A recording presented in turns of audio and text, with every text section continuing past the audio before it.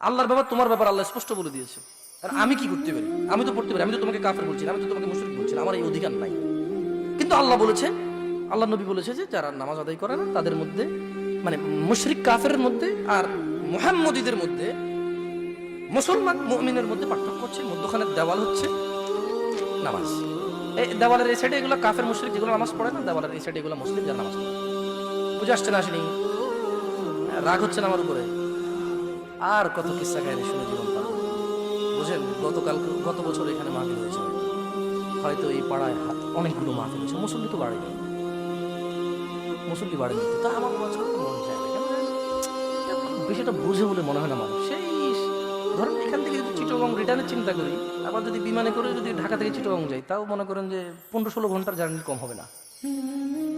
বুঝে আসছে না? আসেন, আজকে আমি সকাল 10টার দিকে বের হয়েছি, এখন রাতে 10টা, মানে 12 ঘন্টা অলরেডি হয়ে গেছে। তার মানে 24 ঘন্টার মতো হয়ে যাবে। আমি কালকে ছাড়া তো ফ্লাইটও পাবো না ঢাকা। দ্যাটস মিন একটা প্রোগ্রামকে কেন্দ্র করে I have spended my whole 2 days for what? আমার কাছে কেন জানি মনে হয় যে এই দেশে ওয়াজ করা যদি এটা যদি টাকা পয়সার একটা কাজ কারবার না হইতো, আমার মনে হয় না মানুষ আল্লাহকে এত ভালোবাসে 2 দিন সুন্দরী রাইখা ওয়াজে আসবে 1 ঘন্টা কথা বলার জন্য না, কেউ থাকতে পারবে। ইদানিং ওয়াজ করে আমার এরকম ফিল হচ্ছে কেমন হয় যদি টাকা পয়সা না হয়। মানে আমি হুজুর না, আমি দায়ী না, দায়ী কে? আমি না, আপনাদেরকে দাওয়াত দেবো তো, এটা তো এরকম হওয়া উচিত। এই বেতুয়ার মানুষ একটা মাহফিলের প্রোগ্রাম করেন, কিছু মানুষকে ডাকেন, কিছু নসিহত করে। কিন্তু পক্ষান্তরে কি হচ্ছে, মানুষ 50,000 70,000 টাকা দিয়েও হুজুর পাচ্ছে না, পাচ্ছে না, পাচ্ছে না, 3 বছরও পাচ্ছে না।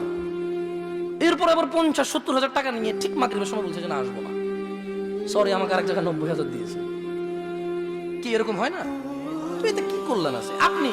আজকে এখানে মাহফিল শুনলেন, একজন হাফেজ এবং কারি কথা বলেছেন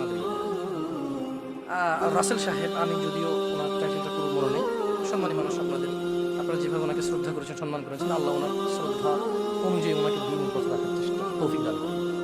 তিনি যাতে আপনাদের সামনে যতটা মানে সম্মানিত, আল্লাহ যাতে ওনাকে ততটাই ভালোবাসে, তিনি সেই পথে পরিচালিত হন। বা আপনারা যারা এখানে আছেন মান্যগণ্য লোকজন, আল্লাহ আমাকেও আল্লাহর ভালোবাসার পাত্রের অন্তর্ভুক্ত করবেন।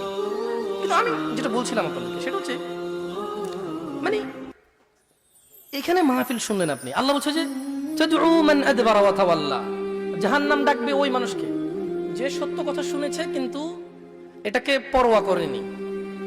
এটা শুনেছে, বাস শুনেছে। আপনি দেখেন,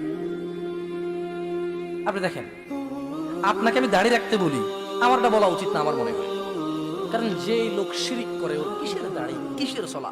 এখানে আল্লাহ স্পষ্ট ভাষায় বলছে যে ইন্নাল্লাহা লা ইয়াগফিরু, আল্লাহ ক্ষমা করবে না